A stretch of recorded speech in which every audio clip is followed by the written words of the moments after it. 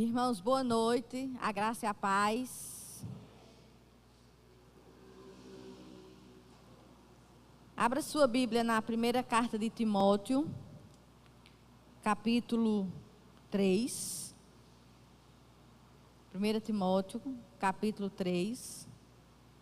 Nós vamos ler dos versos 14 ao 16, apenas 3 versículos.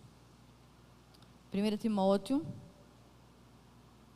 3, 14 ao 16. Diz assim a palavra do Senhor: Escrevo-te estas coisas, esperando e ver-te em breve, para que, se eu tardar, fiques cientes de como se deve proceder na casa de Deus, que é a igreja do Deus vivo, coluna e baluarte da verdade. Evidentemente, grande é o mistério da piedade.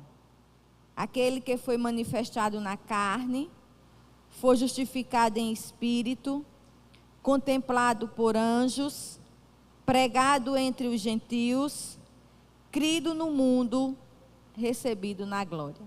Eu sei que já é assim que oraram, mas vamos de novo orar. Senhor Deus e eterno Pai, nós entramos mais uma vez, Senhor, na Tua presença, com os méritos do Teu Filho Jesus Cristo. Nós queremos Te bendizer por esta noite, pela oportunidade de mais uma vez estarmos na Tua casa. Que mais uma vez, Senhor, Tu possa falar ao nosso coração. Ministra aos nossos corações esta noite. É isso que eu Te peço, em nome de Jesus. Amém. Irmãos, nós estamos diante de uma carta pastoral, né?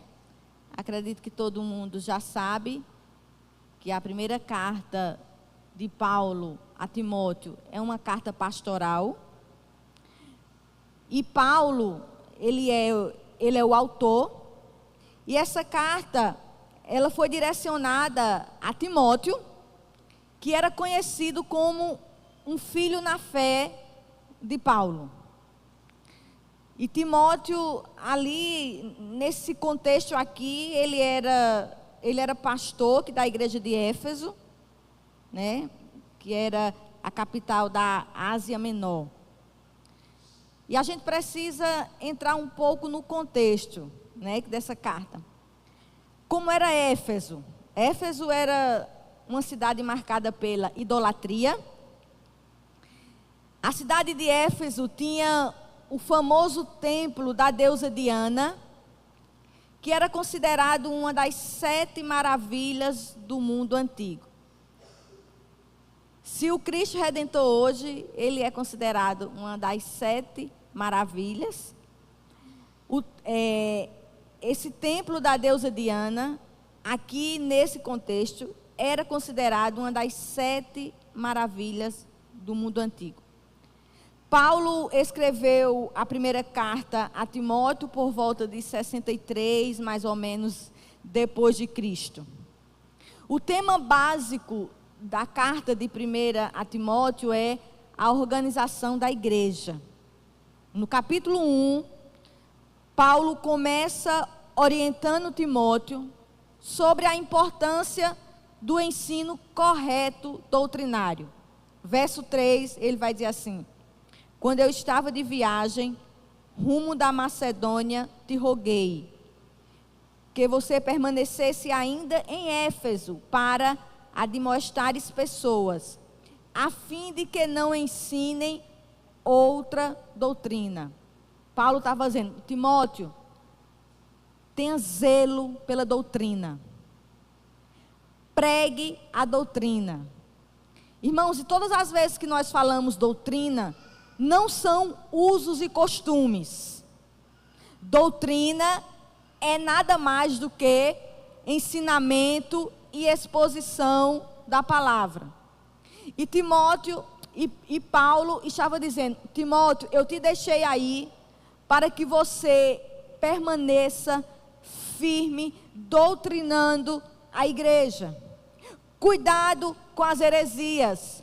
Cuidado com os falsos mestres que buscam novidades e levantam contendas desnecessárias. Pregue a palavra. Aí no verso 15 ele vai dizer: fiel é a palavra e digna de toda aceitação, que Cristo Jesus veio ao mundo para salvar os pecadores. Timóteo, pregue a doutrina.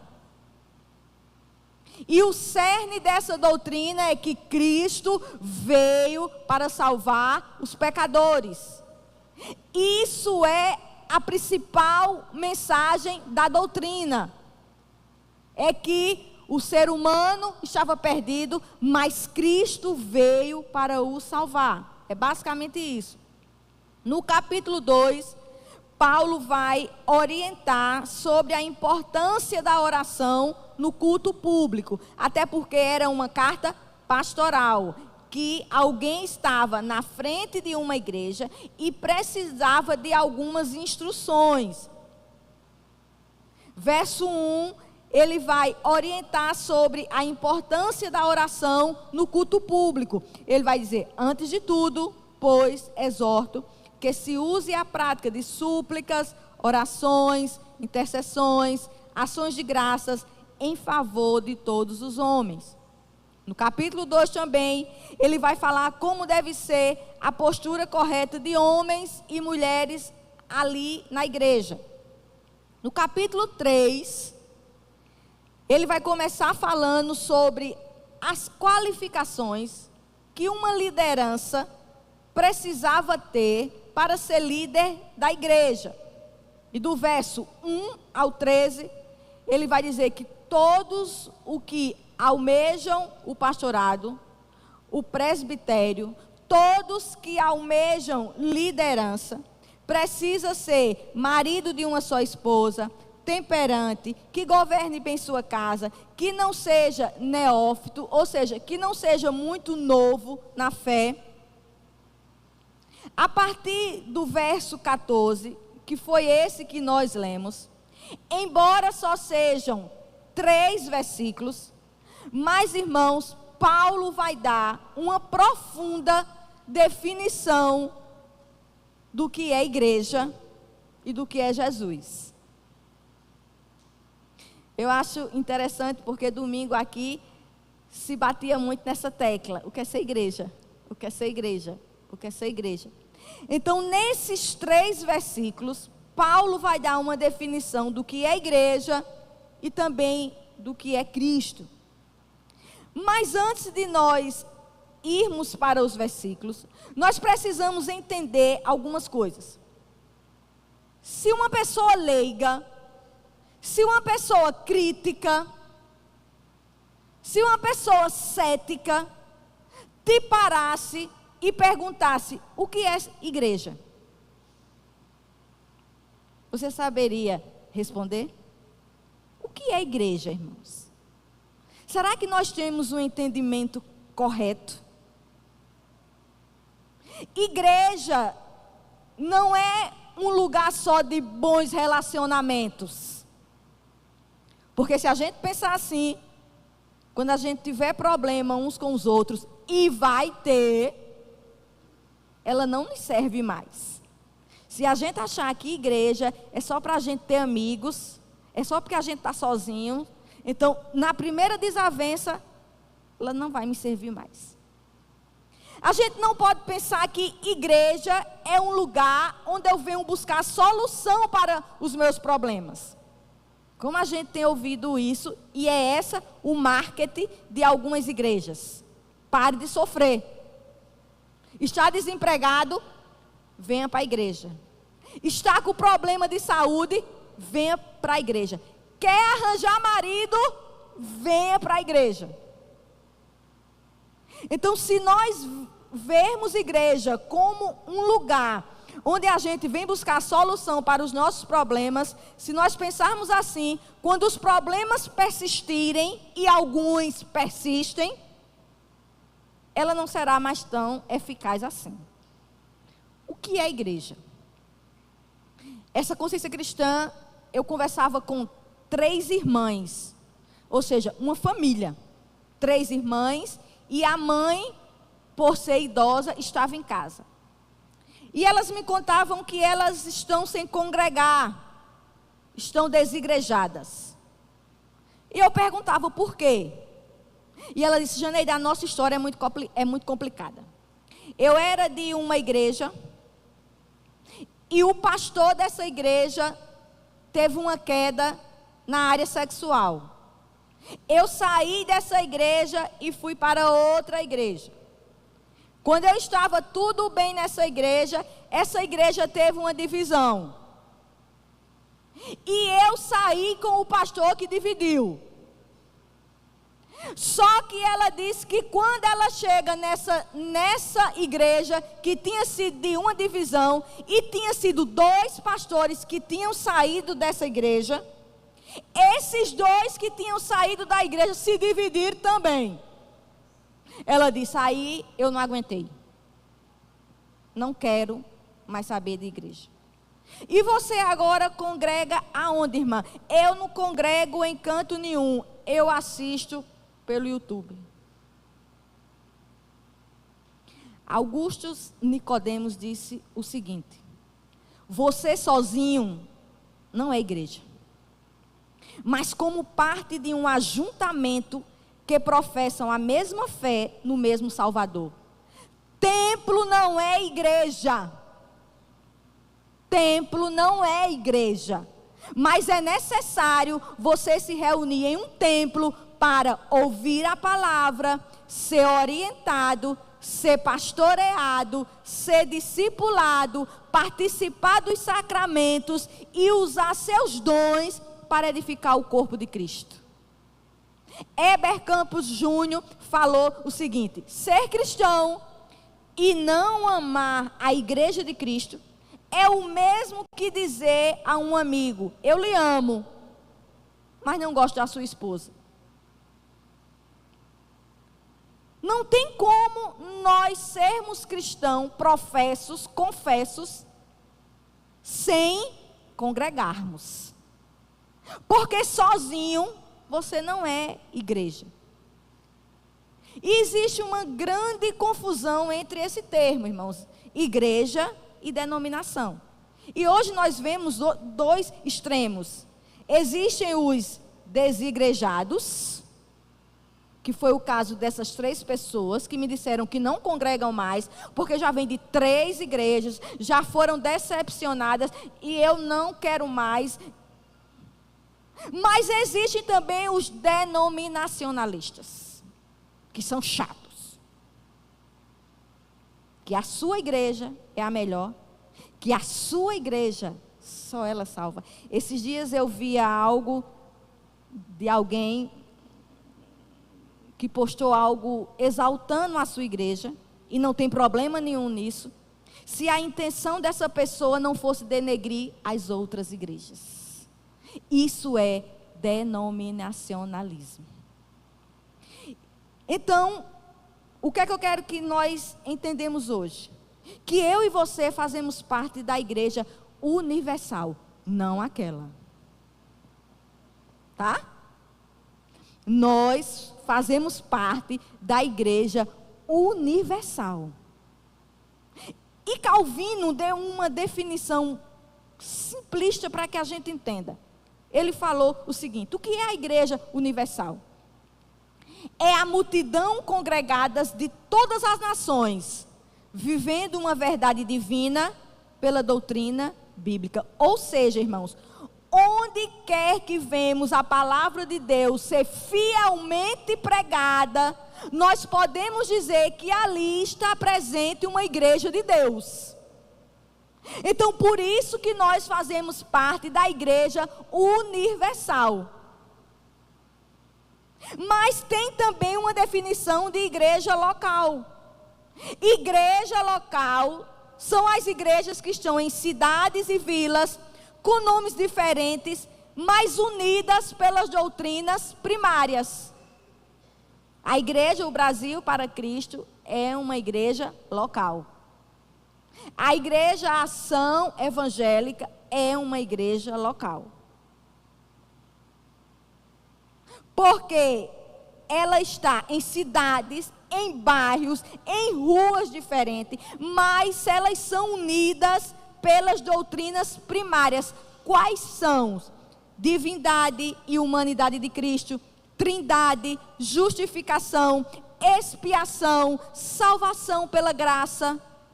Isso são doutrinas que não podem ter divergências. Por isso que alguns grupos que se dizem evangélicos, nós não consideramos, porque negam a trindade, negam a divindade de Cristo. Então essas pessoas não são nossos irmãos.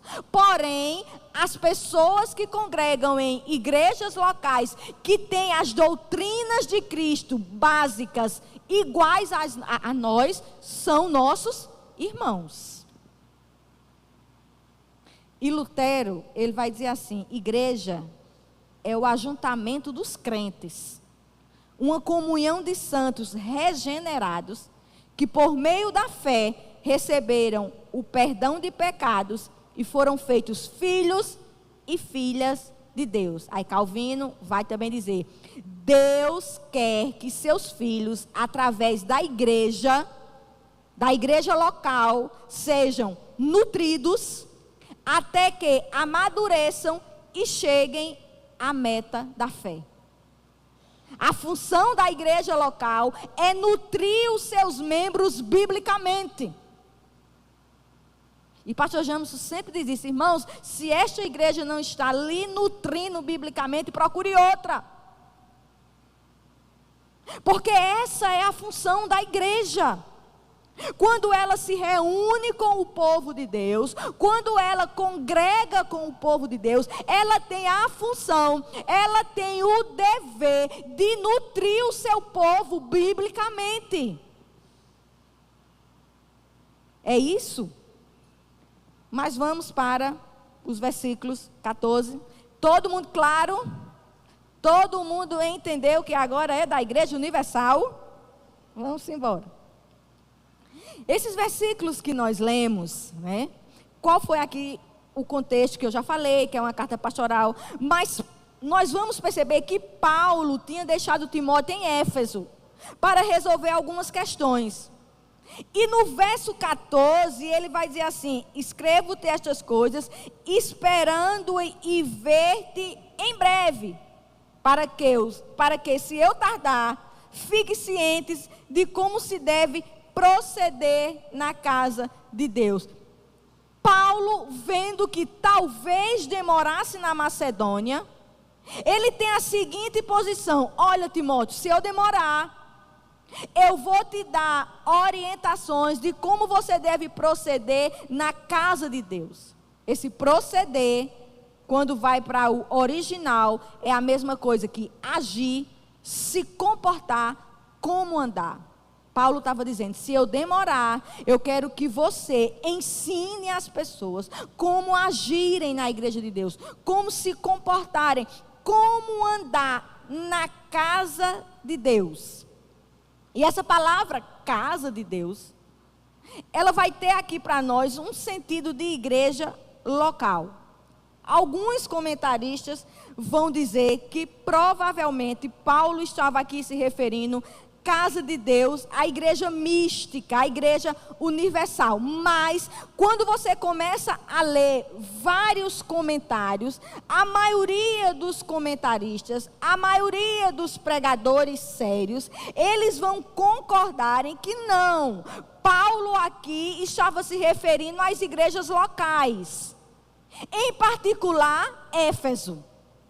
Quando Paulo está dizendo aqui casa de Deus, irmãos, aqui não é prédio, porque nesse contexto aqui não tinha um local próprio, até porque o cristianismo era uma religião proibida. Então essa casa de Deus não era um templo como esse aqui, porque templo nesse contexto aqui era muito oferecido aos pagãos. Os cristãos, eles se reuniam em casas, em praças, aonde tivesse a oportunidade. A igreja local aqui, ela é chamada casa de Deus. Por quê? Porque Deus habita no meio do seu povo. Quando nós vamos para o Velho Testamento, nós vamos ver que Deus, na saída ali que do seu povo, que do Egito, Deus manda fazer um santuário para que ele pudesse habitar. Êxodo 25:8 vai dizer assim: e me farão um santuário para que eu possa habitar no meio deles. O templo foi construído ali em Êxodo e Deus habitava no templo. Então Deus só estava no Velho Testamento ali no templo. Mas João 1,14 vai nos dizer assim: e o Verbo se fez carne e habitou entre nós, cheio de graça e de verdade, e vimos a sua glória, glória como do unigênito do Pai.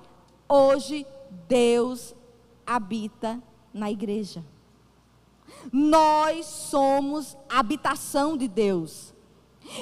Eu e você somos habitação de Deus.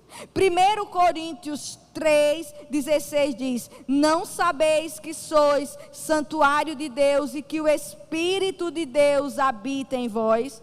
Aí mais uma vez, Augusto Nicodemos vai dizer: qualquer lugar onde existe crentes fiéis às Escrituras, obedecendo sua palavra, ali existe a casa de Deus. Então esse templo hoje, ele é casa de Deus, porque eu e você fomos comprados pelo sangue do Cordeiro, ali na cruz do Calvário. Nós fomos redimidos pelo seu sangue, nós cremos na expiação de Cristo, nós vivemos os seus mandamentos, nós vivemos uma mesma fé. Por isso que aqui é a casa de Deus.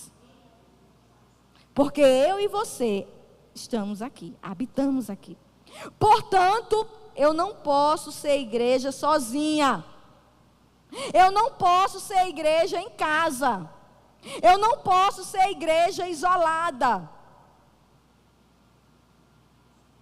E a gente dá para entender aqui que a igreja, que a casa de Deus aqui, ela tem dois sentidos. Ela é morada de Deus. E ela é família de Deus.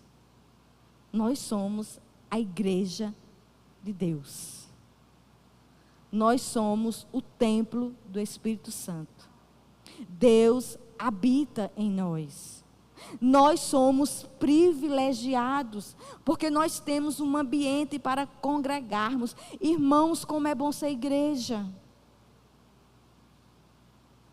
Como é bom ter irmãos que oram por nós. Eu acho que eu já falei isso aqui. Meu Deus, que no meu tratamento, em todo canto que eu chegava. Esse ano, eu passei a consciência cristã chorando. Porque chegava gente lá e dizia: irmã Janeide, eu orei tanto pela irmã. Isso é a igreja, irmãos. E teve uma senhora que disse: eu vou buscar meu pai, que tem 90 anos, que ele quer lhe conhecer. Que desde que ele soube que a irmã estava doente, que ele ora. Aí foi lá chamar. Lá vem ele chorando. Isso é o corpo de Cristo. Aonde você chega, as pessoas oram por você. Eu cheguei em São José dos Campos. O povo que fica na porta, quando me viu com eu, disse: irmã Janeide, a gente tem orado por você. Meu Deus, que coisa maravilhosa. Eu estava no supermercado, veio uma mulher e disse: eu posso lhe dar um abraço, que eu tenho orado por você. Irmãs, isso vai ser igreja. Eu e você somos igreja. Eu e você temos para onde corrermos nos dias difíceis, nos momentos difíceis. A gente tem com quem compartilhar. Eu e você somos igreja. Isso é maravilhoso. Mas ele continua aqui. Para que, se eu tardar, fique ciente de como se deve proceder na casa de Deus, que é a igreja do Deus vivo. Porque Paulo foi enfático em dizer que a casa de Deus era a igreja do Deus vivo. Eu falei aqui que a igreja de Timóteo era em Éfeso, e Éfeso tinha um templo pagão. É como se Paulo estivesse dizendo: diferente dos deuses pagãos, que tem boca, mas não fala, que tem olhos, mas não vê, que tem ouvidos, mas não ouve, nós fazemos parte da igreja do Deus vivo. O nosso Deus é um Deus vivo.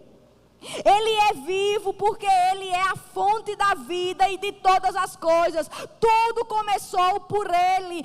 Nada se fez antes dEle. Ele é o princípio de todas as coisas. Por isso que Ele é o Deus vivo. Ele não está morto. Jeremias 10:10 vai dizer: mas o Senhor é verdadeiramente Deus. Ele é o Deus vivo e o Rei eterno. Nós somos da casa de Deus, do Deus vivo. O nosso Deus é vivo. Ele não está morto. Ele não precisa ser carregado. Ele é vivo. E ele vai continuar dizendo: na casa de Deus, que é a igreja do Deus vivo, coluna e baluarte da verdade. Aí no verso 15, parte C. Paulo agora vai fazer uma simbologia. E ele vai dizer que essa casa de Deus, que é a igreja do Deus vivo, é a igreja aonde os filhos de Deus, comprados pelo seu sangue, vivem dentro desta casa de Deus, representando essa casa de Deus, a igreja do Deus vivo. Ela também tem duas funções. Ela é coluna e ela é baluarte da verdade. Essa palavra coluna tinha um significado muito grande em Éfeso. Porque o templo de Diana, os historiadores vão dizer que, irmãos, nesse templo havia 127 colunas, com 18 metros de altura, imagina.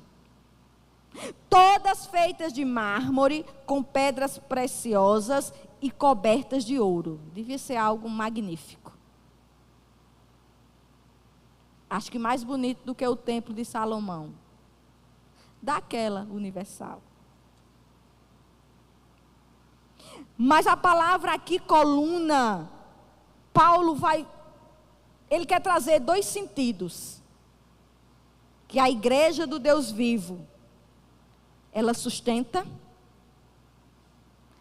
mas ela também levanta algo para que todos vejam. E um comentarista vai dizer assim: a verdade só é preservada no mundo através do ministério da igreja. Irmãos, a igreja, ela é coluna da verdade. Eu sempre diz isso. O que seria dessa sociedade sem a igreja? Se não fosse a igreja, como estaria essa sociedade? De mal a pior. Esses dias eu ouvi um evento em uma das igrejas em São Paulo, e eu assistia, e quem estava era Cris Correia. Cris Correia, ela é referencial hoje, que fala sobre o feminismo. Ela é uma mulher cristã, preparadíssima. E o ponto que ela pegava era o seguinte: que algumas feministas culpam a igreja, porque a igreja não valoriza as mulheres, e porque a igreja assina, vamos assim dizer, a violência doméstica. E ela disse que isso é uma falácia, porque um sociólogo não cristão começou a fazer uma pesquisa sobre violência doméstica. E sabe qual foi a conclusão que ele chegou? Que, principalmente nas famílias de classe mais baixas, quando essas famílias que existe violência doméstica dentro da sua casa, começa a frequentar as igrejas, pentecostais e neopentecostais, o número de violência doméstica diminui. Porque a igreja, ela sustenta a verdade. Eu tinha um tio que era pastor em uma das favelas ali do Rio de Janeiro. E ele dizia que tem momento que não tem polícia que entre. Mas se você tiver com um paletó, com a Bíblia debaixo do braço, dizer que é um pastor, você entra. Porque os traficantes respeitam. A igreja, ela sustenta a verdade. Cristo é a própria verdade. Irmãos, a igreja precisa preservar e espalhar a verdade. A igreja precisa sustentar a sã doutrina. A igreja precisa sustentar os princípios bíblicos. É a igreja que deve ter opinião sobre casamento monogâmico. É a igreja que deve ter a opinião sobre santidade. É a igreja que deve opinar nessa sociedade perdida, porque a igreja, ela sustenta a verdade. E do mesmo jeito que as colunas, elas ficam altas, ela também deve manter a verdade e proclamar o evangelho. Irmãos, deve vir de nós. É com tristeza que nós vemos outros segmentos. Eu lembro que quando eu fui escrever o livro,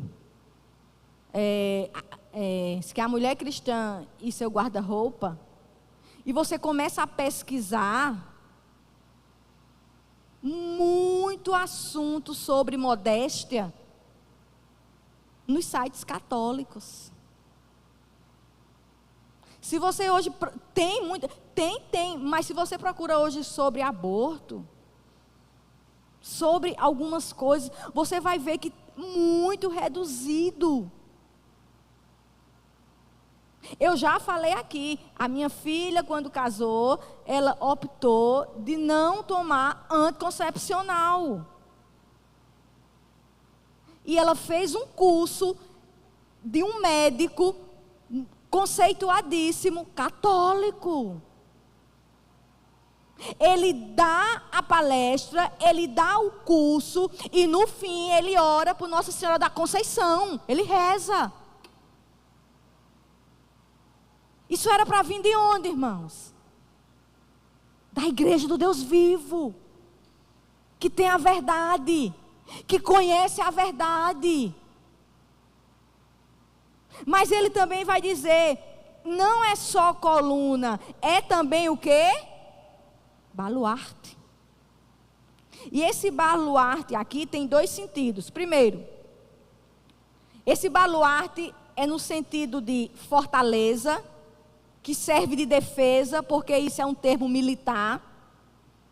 Mas esse também, baluarte, quando é no grego, é aquilo que sustenta um edifício. Ou seja, o baluarte, ele mantém o edifício equilibrado, serve de fundamento.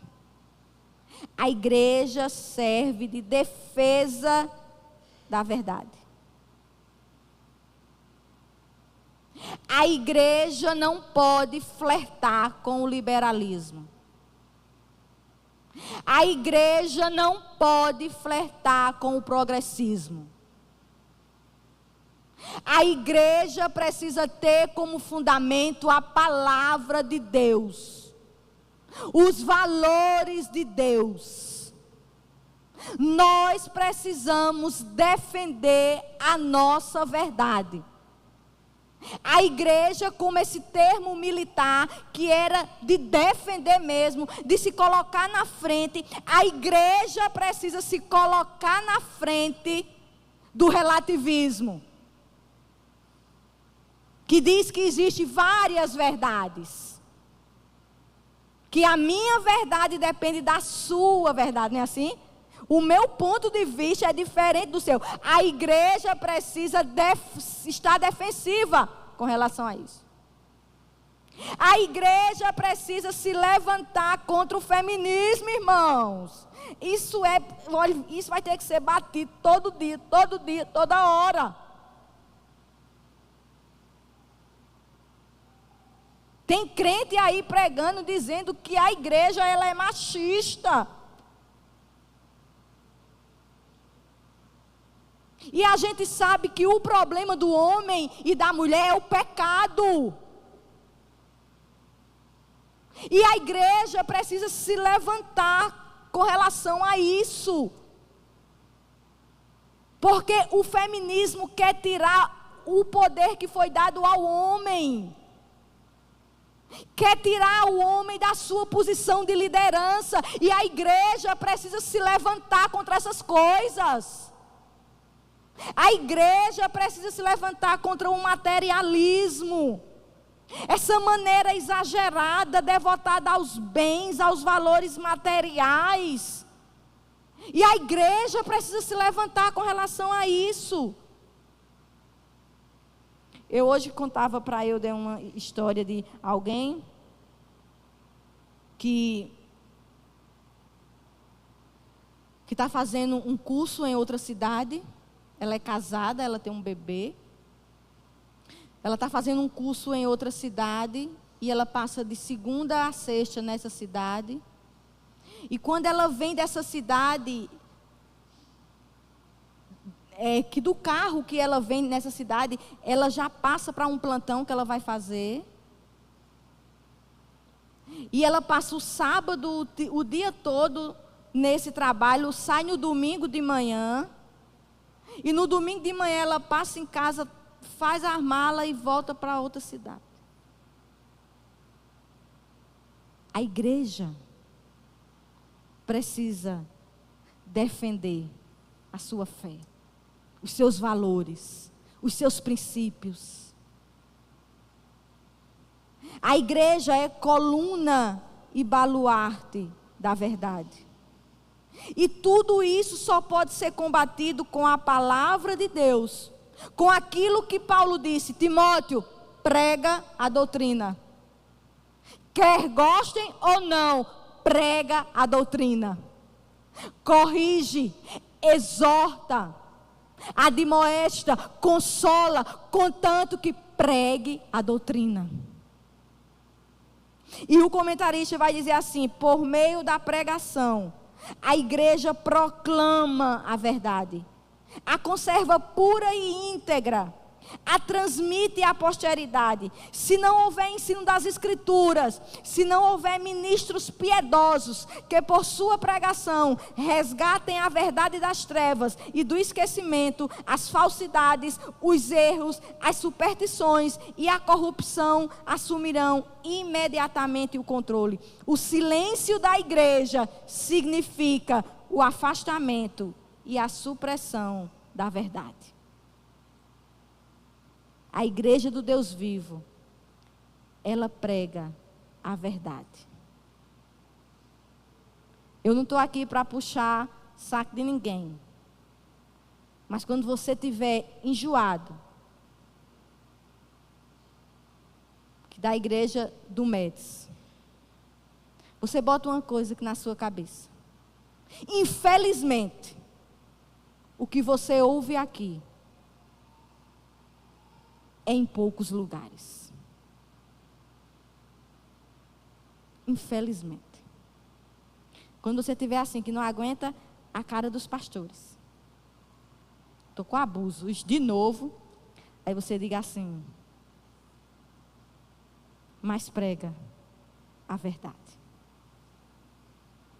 Agora, quando você vê homens que não são idôneos, homens levianos, subirem aqui, aí você tem toda a prerrogativa de procurar outro lugar. Enquanto isso, dê glória a Deus. Amém, queridos? verso 16. E ele vai continuar dizendo: evidentemente, né, ele primeiro vai dizer que nós somos, assim, Timóteo, como ele tinha que proceder na casa de Deus, que era a igreja do Deus vivo, coluna e baluarte da verdade. Mas agora, de uma forma sensacional, ele vai explicar que verdade é essa. Como essa verdade deve ser exposta. Verso 16. Evidentemente, grande é o mistério da piedade. Aquele que foi manifestado na carne, foi justificado em espírito, contemplado por anjos, pregado entre os gentios, crido no mundo, recebido na glória. Ele vai concluir esse capítulo com uma exaltação ao fundamento da igreja, com uma exaltação à verdade da igreja. Que quem é, irmãos? Cristo. E um comentarista, assim, puritano, ele vai dizer que para ele, esse foi o primeiro credo da igreja. Ele é considerado o maior credo, o hino de adoração a Cristo. E ele vai começar dizendo que Cristo é chamado o mistério da piedade. Grande é o mistério. Não é esse mistério que o povo prega, né?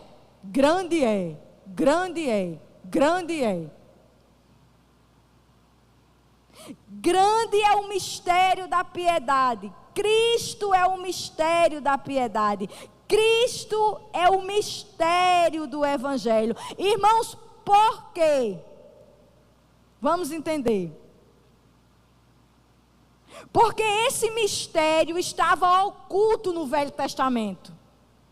Ele foi previsto na lei, ele foi anunciado pelos profetas. Todo o Velho Testamento apontava para Cristo. Eu achei lindo que esses dias pastor, esqueci agora o nome dele, eu acho que foi Mauro Master. Ele disse: todas as vezes que eu prego o Velho Testamento, eu preciso ver Cristo. Eu preciso terminar com Cristo. Porque Cristo foi anunciado de Gênesis ao Apocalipse. Grande é esse mistério. E Colossenses 1, 26, 27 vai dizer: o mistério que estiver oculto dos séculos e das gerações, agora todavia se manifestou aos seus santos, aos quais Deus quis dar a conhecer qual seja a riqueza da glória deste mistério entre os gentios, isto é, Cristo em vós, a esperança da glória. O mistério foi revelado a nós. Nós não temos mais nada para descobrirmos. Nós não temos mais nada para chegarmos aqui e dizer: irmãos, eu tive uma revelação nova. Irmão, Deus me revelou algo grande. Irmãos, eu tive um sonho e algo desceu do céu. Não, o grande mistério já foi revelado: Cristo. Cristo é esse mistério, mistério da piedade. Piedade porque provoca em nós piedade. Quando esse mistério ele é revelado a nós, nós temos atitude de adoração, nós temos atitude de serviço e nós temos atitude de comunhão com Deus. Grande é esse mistério.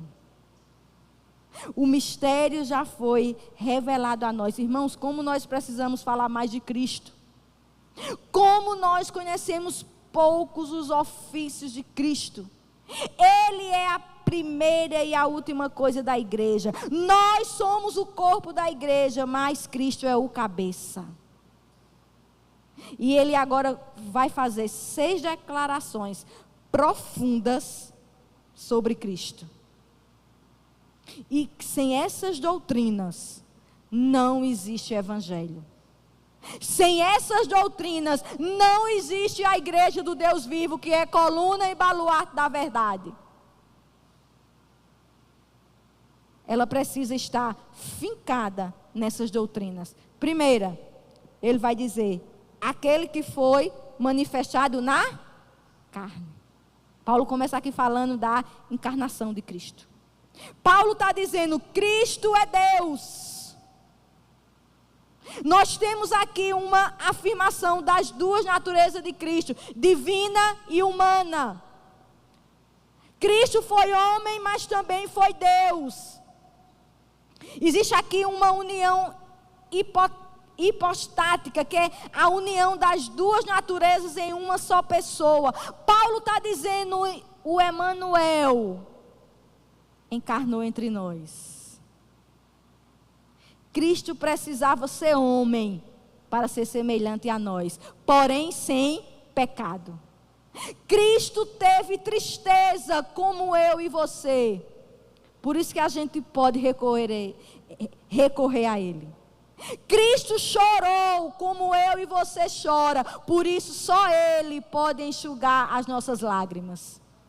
Cristo se angustiou como você. Por isso que Ele lhe convida a lançar sobre Ele toda a ansiedade.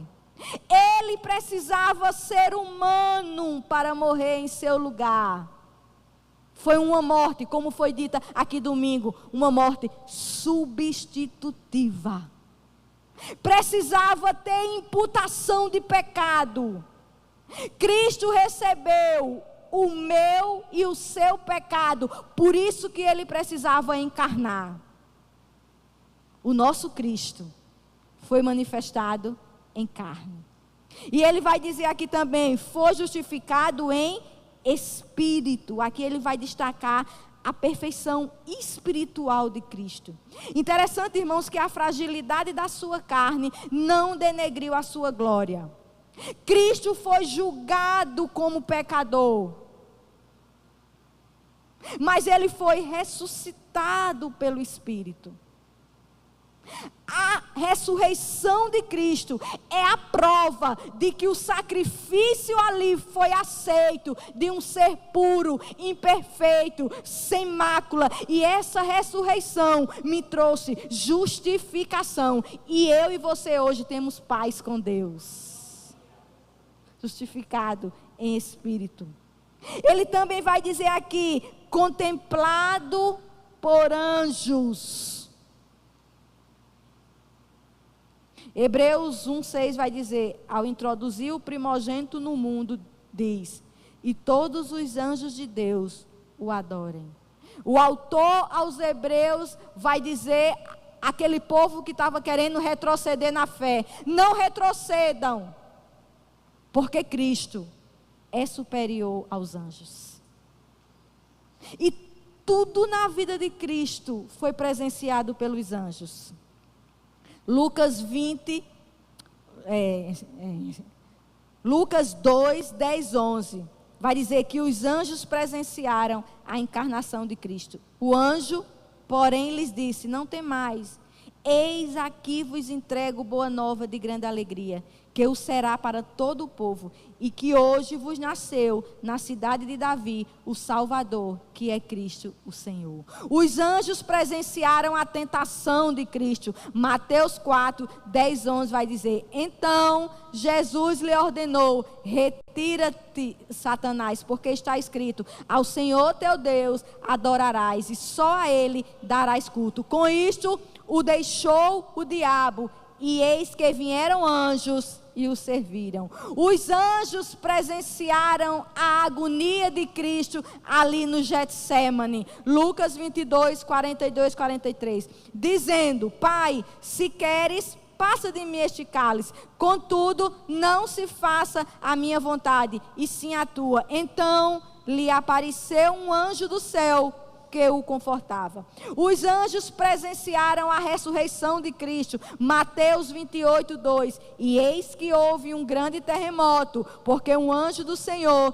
desceu do céu, chegou-se, removeu a pedra e assentou-se sobre ela. Os anjos presenciaram a ascensão de Cristo. Atos 1, 10, 11. E estando eles com os olhos fitos no céu, enquanto Jesus subia, eis que 2 varões vestidos de branco se puseram ao lado deles e lhe disseram, varões galileus, por que estáis olhando para as alturas? Esse Jesus que dentre vós foi assunto ao céu, virá do modo como o viste subir. Cristo foi contemplado por anjos, mas os anjos também virão com ele na segunda vinda. Aquele que veio como servo, quando virá como rei, virá com anjos, porque ele foi e será contemplado pelos anjos. Paulo vai dizer também, pregado entre os gentios. Interessante, irmãos, que os deuses dessa época aqui eram deuses restritos ao seu povo. Por exemplo, Artemis era o deus dos efésios. Cibele era o deus da Ásia Menor. Ísis era o deus do gentio. Mas Paulo vai dizer, esse Cristo foi pregado entre os gentios. Cristo foi proclamado entre as nações. O muro foi derrubado. Eu e você fomos incluídos na família de Deus, porque nós somos os gentios, nós somos os eleitos de Deus. Deus nos elegeu antes da fundação do mundo. Por isso que esse Cristo foi pregado entre os gentios, para que essa eleição ela fosse efetivada, para que essa eleição ela fosse selada. Eu e você ouvimos a chamada do Evangelho. O Espírito Santo nos regenerou. Pela fé nós fomos justificados e hoje nós somos filhos. Ele vai dizer também, crido no mundo, ao ser pregado entre os gentios, todas as tribos, raças, povos e línguas adoram ao Senhor. Nós sabemos que tem muito ainda que precisa ser feito, mas o mundo tem ouvido falar de Cristo. O mundo tem ouvido a igreja proclamar Cristo. Pessoas estão sendo transformadas, irmãos, com a verdade do Evangelho. Evangelho é a maior riqueza. O Evangelho é glorioso. O Evangelho muda a vida. O Evangelho muda a perspectiva. O Evangelho muda circunstâncias, porque ele tem sido crido no mundo. E ele vai terminar dizendo, recebido na glória. Jesus teve o seu estado de humilhação, quando ele se fez como um de nós, mas ele teve o seu estado de exaltação. Ele está com o Pai. E a Bíblia nos diz que ele está à direita de Deus. E como alguém que está à direita de Deus, ele vive para interceder por nós. 1 João 2,1 diz, filhinhos meus, estas coisas vos escrevo, para que não pequeis. Se todavia alguém pecar, temos advogado junto ao Pai, Jesus Cristo, o justo. Eu e você temos um mediador. Eu e você temos um advogado. E Deus, quando olha para mim e para você, Ele vê seu filho. Que coisa gloriosa, irmãos. Vive à direita do Pai, a interceder por nós. Por isso que a igreja, que é coluna e baluarte da verdade, ela deve pregar Cristo. Nós temos um evangelho de vitória. A nossa mensagem é uma mensagem de vitória.